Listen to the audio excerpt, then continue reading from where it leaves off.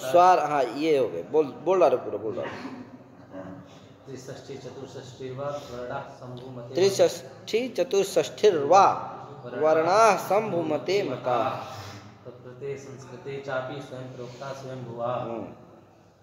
स्वरादिरेकस्य स्पर्शानां पंचविंशति यार्यस्मृता अष्टौ चत्वारश्च यमा स्मृता अनुस्वारो विसर्गश्च आका अपो चापि पराश्रितौ दुष्पृष्टश्चेति विज्ञेयो लिकारः कृत एव च। स्वर 21 है। आ ई उ दीर्घकृत के 3 यानी 12 ये होगा। ये यहीं की फोटो है, इसी आश्रम की जहाँ आए थे महाराज जी। आए यहाँ की मतलब ये लग रहा है दूसरी जगह कहीं। हो गए। ये हो गए, वर्ण तो हो गए। चलो अब आगे इनको प्रक्रिया बताइए। महाप्राणी डायरेक्टर बताएंगे पहले वो विवाद संवाद श्वास बताइए, कुछ भी बताइए। महाप्राण कितने का होता है?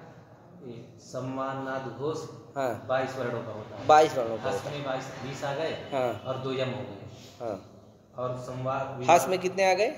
20। कौन कौन? हास में पूरे 20 आ गए, और 2 यम हो गए। 2 यम हो गए, हाँ, तो 22 हो गए। विवाद श्वास अघोष, इसमें 18 आ गए। खय में 10 आ गए, और यम 2 हो गए, जीवामूल पद्मानी विसर्ग ये 3 हो गए, और सर ये 3 हो गए, तो 18 हो गए। तो 18 और इधर कितना गिनाए थे? 22। कितना हो गए? 63 64 हो रहे हैं, तो कम ही हो गए ना, बच गए कहाँ? इनका क्या होता है?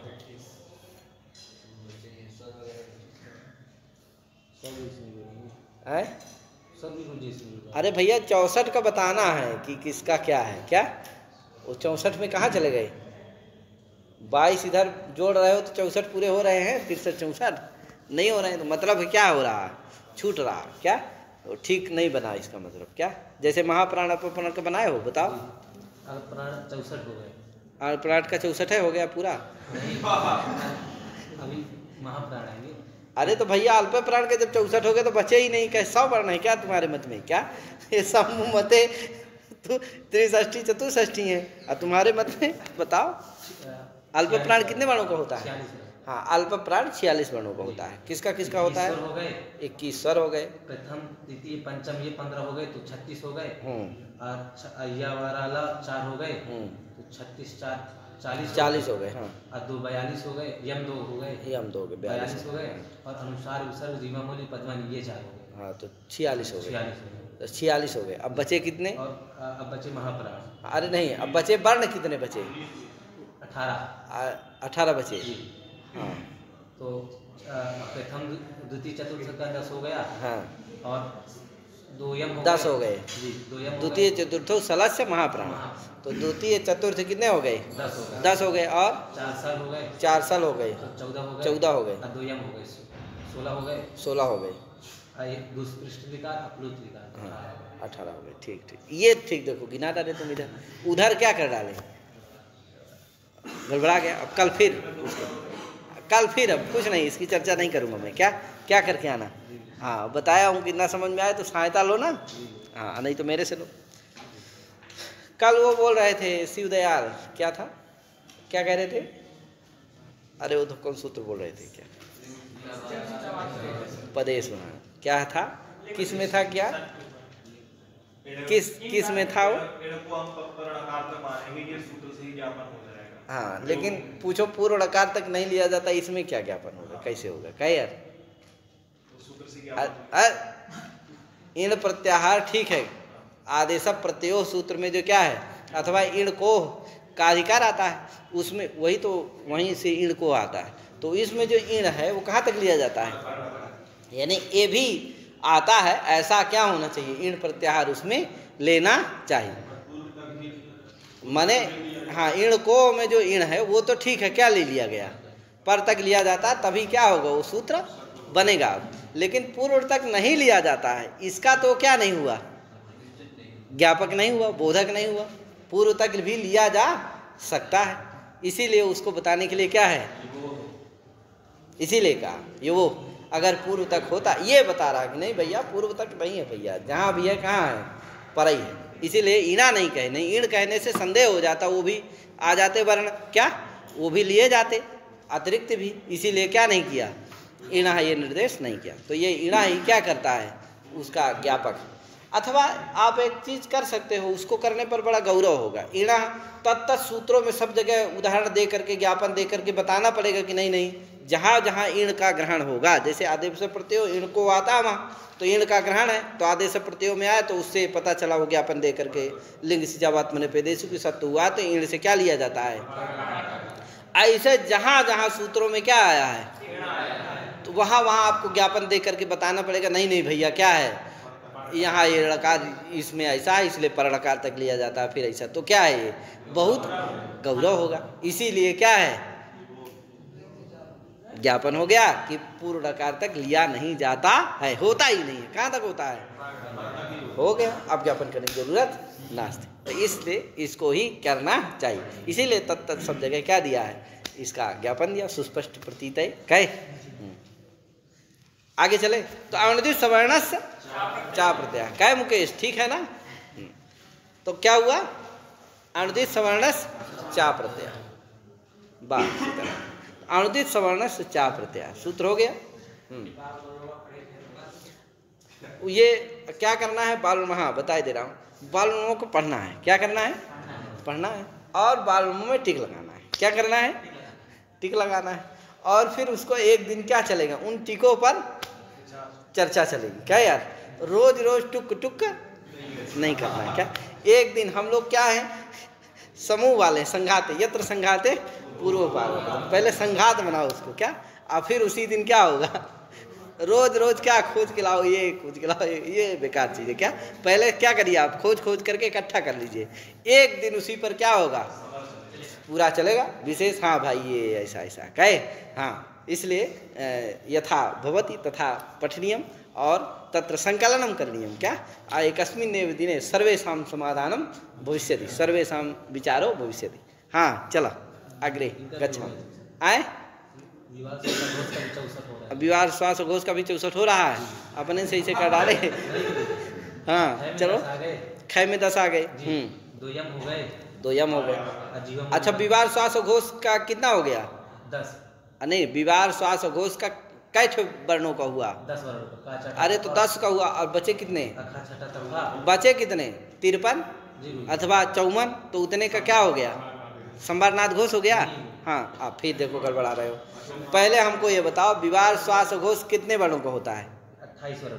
हाँ आप ठीक है, अभी तुम 10 वर्ण बोल रहे थे, तुम अपने में नियंत्रित हो जाओ ना भैया।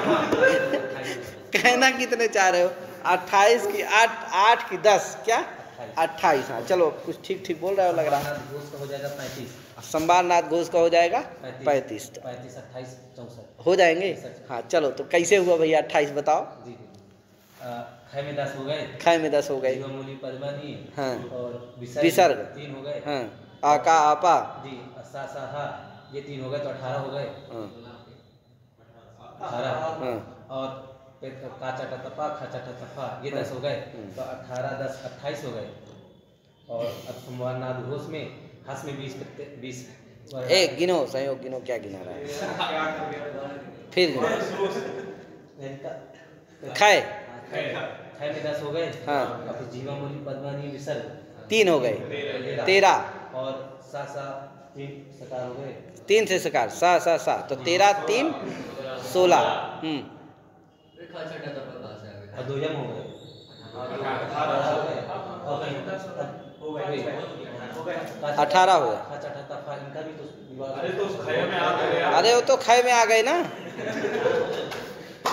18 हुए तो 28 बता रहा था ना भैया।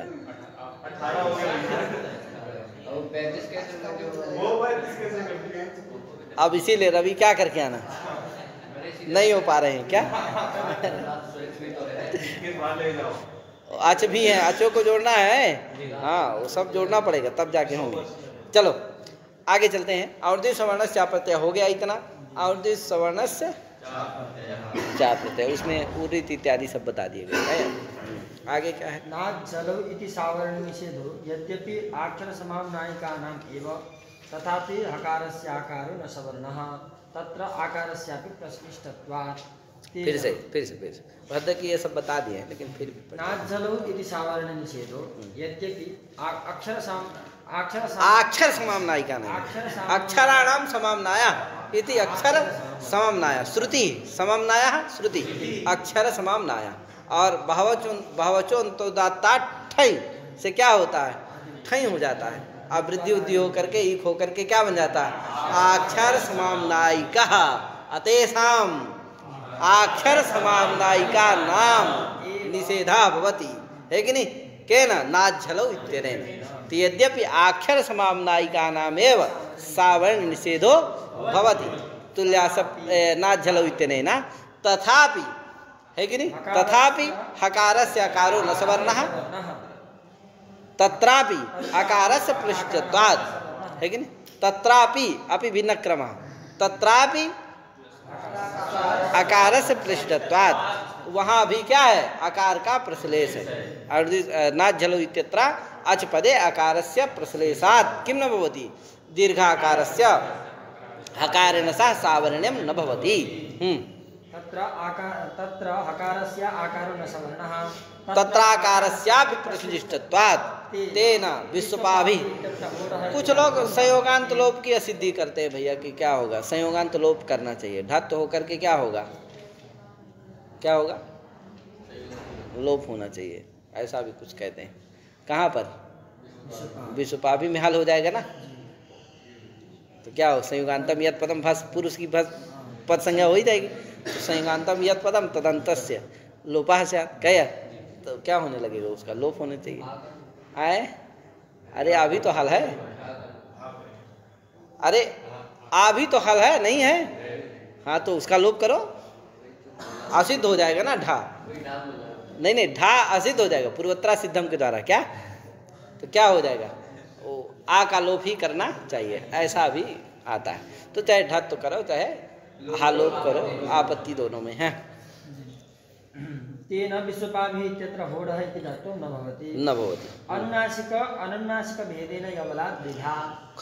कोई कहा भैया आचय का ग्रहण करते हैं और सवर्ण से अप्रत्यय में, कहे किसका ग्रहण नहीं करना चाहिए? अरे उन्हीं की सावर्ण होता है तो उन्हीं का ग्रहण करने के लिए कर लेना चाहिए। हल क्यों किया? तो कहा हल का, क्योंकि रेफोस मणाम सवर्णा न संति, रेफ और उसमें संज्ञक वर्णों का हा का क्या नहीं है? सवर्णी कोई है ही नहीं, तो इधर आए क्यों, बढ़े क्यों? कहा भैया अरे यही वर्ष नहीं है, कुछ और भी है। कौन है? या वाला, क्या ये भी हैं? इनके भी सवर्णियों का बोध कराना है, इनके सवर्णी होते हैं, है कि नहीं? या वाला के क्या होते हैं? होते हैं, तभी विद्वान लिखत में क्या होता है? अनुनासिक ला होता है। चलो होता है कि नहीं होता है, इस पर भी क्या है कह रहे। तो क्या होता है? माने अनुनासिक या वाला होते हैं, अनुनासिक और अनुनासिक दो प्रकार के क्या होते हैं? या वाला होते हैं। तो सवर्णी है इनके भी। किनके सवर्णी कौन है? अनुनासिक या का सवर्णी जो है अनुनासिक या है। ऐसा क्यों? ऐसा क्यों? या ठीक है, वर्ण समाम्नाय में अक्षर समाम्नाय में क्या है? अक्षर समाम्नायिक वही है। कौन? वही, ये वही क्या है? अण है। वही क्या है? अण है, उसी में लगेगा। कौन? तो क्या करेगा? अपने सवर्णी का बोध कराएगा। तो कौन होगा? परस्परी तो हो जाएंगे, लेकिन बोध कौन कराएगा? कौन नहीं कराएगा? बस ये अंतर है। क्या? और सवर्णी तो है ही है, सवर्ण संज्ञा हो जाएगी तो सवर्णी हो जाएंगे। काय हाँ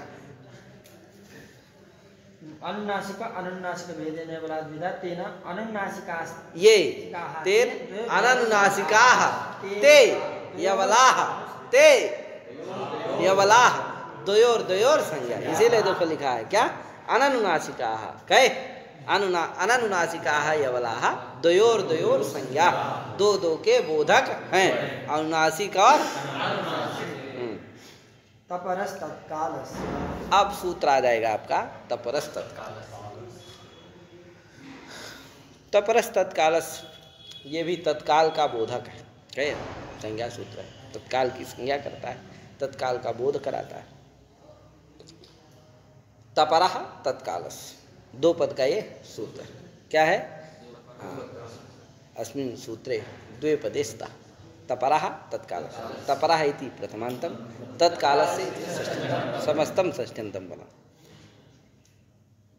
तपरः तत्कालस्य इत्यत्र समासः वर्तते यथा उकालः इत्यत्र समासः तथैव तत्कालः इत्यत्रापि समासः तत्कालः इत्यत्रापि बहुव्रीहि समासः तर्हि सः कालो यस्य इति तत्कालः तस्य तत्कालस्य तो अब तत्कालः इत्यत्रापि बहुव्रीहि समासो न भविष्यति समानाधिकरणानां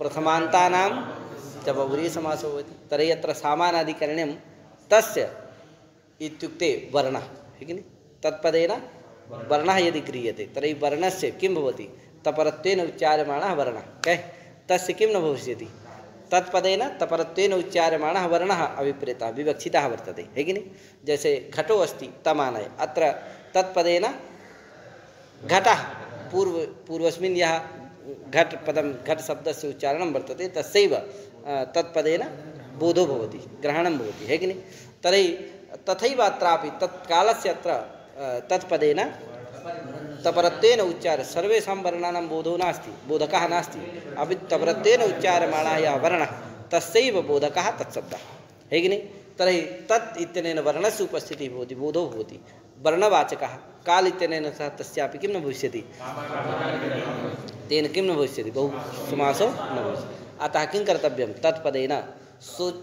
तपरत्वेन उच्चार्यमाण वर्णाधिकरण काल सदृशो लक्ष्यते किं तपरत्वेन उच्चार्यमाण वर्णाधिकरण काल सदृशो लेकिन उपदेन सोच्चारणाधिकरण काल सदृशो तथैव अत्रापि किमस्ति तपरत्वेन उच्चार्यमाण वर्णाधिकरण काल सदृशो क्या भास्कराचार्य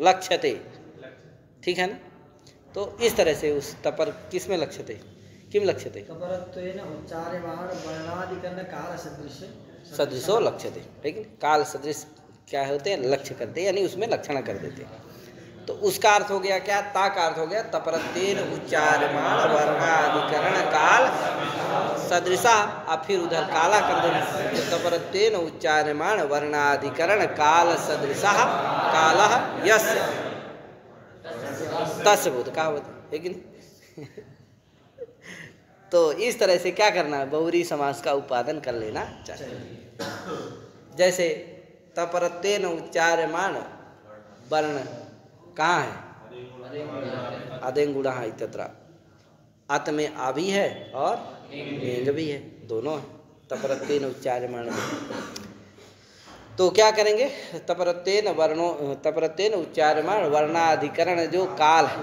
काल सदृश है काल का ही क्या करेंगे बोध कराएंगे तद अतिरिक्त काल का बोध नहीं कराएंगे इसमें अण भी आ जाता है और वो भी आ जाता है क्या सवर्ण से भी आ जाता है क्या यार तो क्या होगा तपरत्वेन उच्चार्यमाण काला है कि नहीं तपरत्वेन उच्चार्यमाण वर्णाधिकरण काल सदृशा कालः यस्य अण सा अण सवर्णिना स्वसमकाल सवर्णिना बोधको बोध है कि नहीं तपरत्वेन उच्चार्यमाण जो वर्ण है वह अपने तत्काल का बोध कराता है माने तपरत्वेन उच्चार्यमाण वर्णाधिकरण जो काल है तत्सदृश कालस्य बोधकः भवति और सवर्णस्य च बोधकः भवति तपरत्वेन उच्चार्यमाण वर्णाधिकरण काल सदृश कालस्य सवर्णस्य च बोधकः भवति कौन अण है कि नहीं अण किं भवति तपरत्वेन उच्चार्यमाण यस्य तस्य बोधकः तपरत्वेन उच्चार्यमाण वर्णाधिकरण काल सदृश कालः यस्य तस्य बोधकः सवर्णस्य च बोधकः केवल अगर इतना ही कहेंगे कि सवर्णस्य को नहीं लाएंगे तो जैसे आ है आ को ले लीजिए आ का जो उच्चारणाधिकरण काल है एक मात्रिक उच्चारणाधिकरण काल है तत्सदृश काल का बोध कराएगा तत्सदृश काल है जिसका उसका बोध कराएगा तो एक मात्रिक उच्चारणाधिकरण काल है काल सदृश काल है जिसका जिनका तो बहुतों का है ई का भी है ऊ का भी है इनका भी क्या करने लगेगा बोध कराने लगेगा। और जब कह दो कि नहीं, क्या कराएगा वो जो अण है वो क्या कराएगा? तपरतेन उच्चारमाण वर्णाधिकरण काल सदृश काला यस्य सवर्णस्य च बोधका भवति। तो क्या सवर्णी का ही बोध कराएगा, क्या नहीं कराएगा? केवल बस काल ही, बस उतना ही काल हो जिन वर्णों का, उन्हीं वर्णों का नहीं, सवर्णी भी होना चाहिए, उसका बोध कराएगा। तो आ का सवर्णी कौन है? यद्यपि तत्काल तो है कौन? इकार। आ का तत्काल कौन है? लेकिन सवर्णी नहीं। तो तत्कालस सवर्णस सवर्णी ना अच्छा बोध को बोधी है कि नहीं? तो अन्य काल जिसका सवर्णी का अणुति सवर्ण से अण आया, वो अण क्या है? बोधक है। वो अन्य पदार्थ नहीं लिया जाएगा। कौन होगा? सवर्ण से होगा। जैसे कौन होगा? हाँ, तपरा है यहाँ अण, वो इधर आएगा। हाँ, वो अण क्या करेगा? तत्काल सवर्ण से बोध का है कि नहीं? तपरा है यहाँ अण, माने तपरत्वेन उच्चार्यमाणः है यहाँ अण है कि नहीं? सा अण किम भवति? तपरत सो माने तपरत्वेन उच्चार्यमाण वर्णाधिकरण काल सदृशा काला यस्य सवर्णस्य च बोधका भवति संज्ञा स्यात् है कि नहीं? तो तपरत्वेन उच्चार्यमाणः वर्णः अण, तपरत्वेन वर्णः अण, सो तपरत्वेन इधर तत्काल से में भी तत्से चूंकि वही ले रहे हैं। कौन? तपरत्वेन उच्चार्यमाण वर्ण वर्णाधिकरण काल सदृश ले रहे हैं, इसलिए इधर हो जा रहा है। क्या? तो यदि संक्षेप में कहना तो इतना कह सकते हैं, तपरत्वेन उच्चार्यमाणः अण तत्कालस्य सवर्णस्य बोधका स्यात्, अथवा उसका अर्थ विग्रह जो बना है वो लगा के बोल सकते हैं। क्या है? तो ये इसका मतलब जो अगर केवल इतना ही कहोगे तपरत्वेन उच्चार्यमाणः अण तत्कालस्य बोधका, तो तपरत्वेन उच्चार्यमाणः अण आ है, उसका तत्काल कौन हो जाएगा? जितना काल इसका है उतना ही काल ई आदि का है, उनका भी बोध कराने लगा। इसलिए सवर्ण से कहना जरूर। इसमें दो बातें हैं कि अण की अनुवृत्ति आती भी है, नहीं भी आती। यदि आती है तो ये नियम सूत्र है। क्या है? कैसे नियम सूत्र है भैया? क्योंकि ये कहेगा तपरत्वेन उच्चार्यमाणः अण तत्कालस्य सवर्णस्य बोधका, तो ये तो अर्जुन सूत्र के द्वारा ही क्या था? क्यों? क्योंकि अर्जुन सूत्र जैसे आदेंग गुढ़ा का अर्थ है, उसमें अगर लग जाएगा तो क्या कहेगा भैया कि अपने सवर्णियों को बोध कराएगा। तो उसके सवर्णी 6 भी हैं, 18 भी हैं। तो 18 के अंदर 6 है कि नहीं है? तो 6 का बोध भी क्या है कि कौन करा रहा था? और उन्हीं का कौन बोध करा रहा है? चलो, तो क्या हो गया? ये सिद्धि सती आरम्भ नियम करेगा कि तत्, इसीलिए लिखा है वृत्ति में तत्काल से वो बोधक। क्या लिखा है? इस एव कार्य से अर्थ प्रतीत हो रहा है कि दीक्षित जी को नियम मत ही क्या है? अभिप्रेत है, स्वीकृत है। कहे तो तपरत्वेन उच्चार्यमाणः अण स्वसमकाल सवर्णस्यैव बोधका भवति, न तो अतत्काल सवर्णस्य बोधका भवति है कि नहीं? तो स्वसमकाल सवर्णी का ही बोध कराएगा, तो अन्य का बोध नहीं करेंगे। यानी कि आ से क्या नहीं होगा? दीर्घादियों का बोध नहीं होगा है कि नहीं? तो इस तरह से क्या करता है? ये नियम करता है। लेकिन इस पक्ष में समस्या ये कि अगर अण की अनुवृत्ति किए तो क्या है? वृद्धिरादैच, वृद्धिरादैच में वृद्धि आत ऐच, वृद्धि ऐच है कि नहीं? वृद्धि ऐच, हाँ, क्या हुआ? आत है। क्या है? आत है। पढ़ा ही देता हूँ, थोड़ा सा और पढ़ा दूंगा, बस हो गया, ज़्यादा नहीं पढ़ा पाऊंगा। हाँ, ये क्या नाम है? आर्यन जो है ले ही नहीं गया कहीं। हाँ, क्या हुआ? वृद्धि आत ऐच। अब ये आत है, क्या है? दीर्घाकार है। कहे आप बताए थे अभी कि अर्जुन समस्या के अण से कौन कैसा अण लिया जाता है? अक्षर समामनायिक ही जो वर्ण पठित है वही अण से लिए जाएंगे। तो ये क्या है? अक्षर समामनायिक नहीं है, ये अण नहीं है, क्योंकि अर्जुन समस्या प्रत्यय के अण में भी अर्जुन समस्या प्रत्यय नहीं लगता है। क्यों? अर्जुन समस्या प्रत्यय के अण में भी तो अण से कैसे अण लिए जाएंगे? लिए ही जाएंगे। कौन नहीं लिया जाएगा? दीर्घ। तो भैया वृद्धिरादैच का जो आ है वो क्या नहीं है? अण नहीं है, तो वो अपने सवर्णी का बोध, तो वहाँ तपरस तत्काल से लगेगा, कहेगा तपरः अण।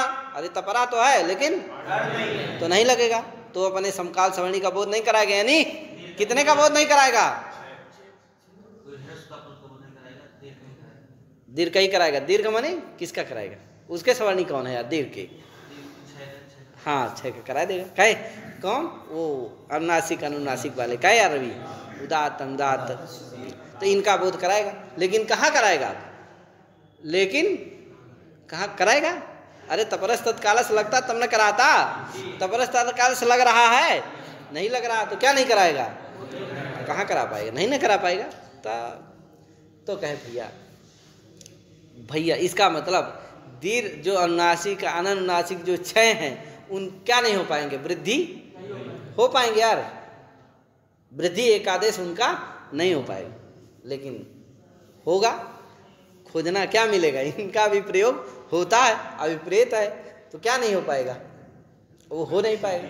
इसीलिए गौरांश क्या है? गौरांश गायब हो जाता, पाठ में आता नहीं है। मनोरमा पढ़ना है गौरांश है मनोरमा। अरे गुरुजी कल मैं आया था पीछे बंदर, ये लोग निकले 5 मिनट पहले, 5 मिनट पहले बात निकला तो यही 5 मिनट बाद तो पाठ हो जाता है क्या? क्योंकि ज्यादा थोड़ी पढ़ाते हैं हम क्या यार। हाँ सिद्धि साधना उसमें नहीं करना है, उसमें बस डायरेक्ट क्या चलना है? पाठ ही चलना। 5 मिनट पाठ माने अरे राम बहुत है। हाँ बहुत सारे बंदर बैठे हुए उनको देख। तुम्हें यार बंदर से डरने की, छोटा बच्चा डरे तो ठीक है, तुम तो बंदरों को पकड़ पकड़ के ऐसे बैठा दोगे दीवार, चले आओ बैठाते क्या आए? वो हम लोगों के लिए है कि क्या है, कमजोर आदमी है जो बंदर क्या है, तुम्हें क्या है? देख के इधर के भाग जाएंगे क्या आ रहा है? चलो भैया क्या हुआ? जल्दी से याद करो, आना नहीं है वो कहे तो 6 का बोध कैसे होगा भैया? तो कहे वहाँ लगा लेना गुणाभेद का। क्या लगाना? गुण भेदक नहीं होता। तो वो जो 6 हैं कौन? सभी अनुनासिक अनुनासिक उदात्त तनुदात्त गुणकृत भेद है, वो नहीं लिए, तत्कृत भेद नहीं माना जाएगा, जिससे आ से क्या हो जाएगा? 6 का बोध हो जाएगा, जिससे काम चला लेना। और कुछ लोग कहते हैं कि नहीं अण की अनुवृत्ति, तो इसका मतलब वो जो तपर है वृद्धिराधेश में आत्म का जो तपर है वो पूर्वार्थ नहीं है। क्या कब है? उत्तरार्थ माने उत्तर के लिए। किसके लिए? आइस के लिए। क्या हाँ उसमें भी एच आइस में भी बड़ा है क्या? वो नहीं ए दैतो से नमिथा आई एच सूत्रारंभ। हाँ कहा आई उच नहीं करेंगे तो उसमें भी बहुत सारा है। क्या हाँ ठीक है चलो बाद में क्या कर देना, वो कभी याद दिलाना। वो प्लूतो आइच है ना, प्लूतो आइच और एचो प्रगृहस इत्यादि में एच आइच इत्यादि का पृथक पृथक प्रत्याहारों का क्या है? ग्रहण करते हैं। अतः वो भी क्या है? गमक है। अगर क्या होता एक माने सवर्ण संज्ञा होती तो एक ही प्रत्याहार ग्रहण करते, एच अथवा आइच, क्योंकि चाहे जो दोनों में से किसी एक अन्यतर का भी ग्रहण करोगे वर्णों का बोध उतने का ही होना है, 24 का ही बोध होना है। तो चाहे एच ग्रहण करो चाहे आइच, लेकिन तत्त सूत्रों में सब जगह क्या है? पृथक पृथक प्रत्याहारों का ग्रहण है। इससे पता चलता है कि नहीं तो कोई कह दे कि भैया आयुच सूत्र इसलिए है कि वर्णासत्ता ज्ञान न हो जाए, आयुच वर्णों की अभाव का ज्ञान न हो जाए, असत्ता का ज्ञान न हो जाए। जैसे लिकारोपदेश करते हैं इसलिए कि जब यह लिकार भी है नहीं, लिकार और लिकार की क्या होती? सवर्ण संज्ञा होती। तो जैसे आकार आदि नाम पृथक नोक्ता है कि नहीं, पृथक उनका उपादान नहीं करते हैं, उसी तरह से लिकार का भी उपादान नहीं करना चाहिए था, लेकिन किया। कहा इसलिए किया कि जिससे उसकी क्या ना हो जाए, यही ना सब ज्ञान ले कि उसकी सत्ता गायब है। क्या कुछ दिना रवि ना आए तो पता चले रवि है ये नहीं, क्या चला गया क्या? तो उसकी वर्ण की असत्ता का ज्ञान न हो जाए, इसलिए भी वर्णों का उपदेश करना क्या होता है? हाँ इसलिए आयुष का इसीलिए उपदेश किया कि भैया जान ले कि जैसे आयुष वर्ण है भैया क्या इस संसारे तेषाम प्रयोगा भवति, तो इसलिए वो ज्ञापक नहीं होगा। तो कहे नहीं भैया वो क्या है? इस तरह से सब प्रत्याहार है। अथवा कहीं कहीं वृद्धिराधेश में आइच है, अदेंग गुणा में एंग है। क्या है? एंग आइच, ये सब का क्या होगा? पृथक पृथक प्रत्याहारों का फिर क्यों ग्रहण करते हो? बस एक ही करो, एंग करो चाहे आइच करो, अथवा एच करो चाहे आइच करो। ये सब जो पृथक पृथक सूत्रों में प्रत्याहार है, ये प्रत्याहार भी गमक है कि क्या है? ए दैतो सनमिथा सावर्ण्यम, ये सब समझ लेना। आयु सूत्रारंभ सामर्थ्यात का मतलब ये सब समझ लेना चाहिए। ठीक है भैया? क्या भैया? क्या सत्ता? इनकी सत्ता है, अब है तभी तो सवर्णी है क्या, क्योंकि सवर्णी है ना। अब ऐसे तो उपदेश करेंगे तो बहुत सारा हो जाएगा क्या, 18 आ 18 क्या ई 18 ऊ सब क्या है, छोटा आ बड़ा पढ़ते ही हो, नहीं पढ़ के आए हो तो भाई है। वो अनादि पाठ है, वो भी आज का नहीं है क्या। तभी कादेव मावसाना स्पर्शा दिया, क्या दिया, प्लुत नहीं दिया, इसीलिए विशिष्ट है ना, संस्कृत है। इसमें क्या होता है, प्लुतों का भी प्रयोग होता है तत्त जगह, क्या प्रयोगों से भी अनुमान लगाया जाता है ना,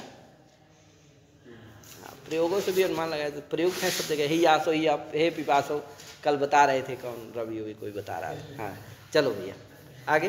तपरस तत्काल से हो गया ना ये।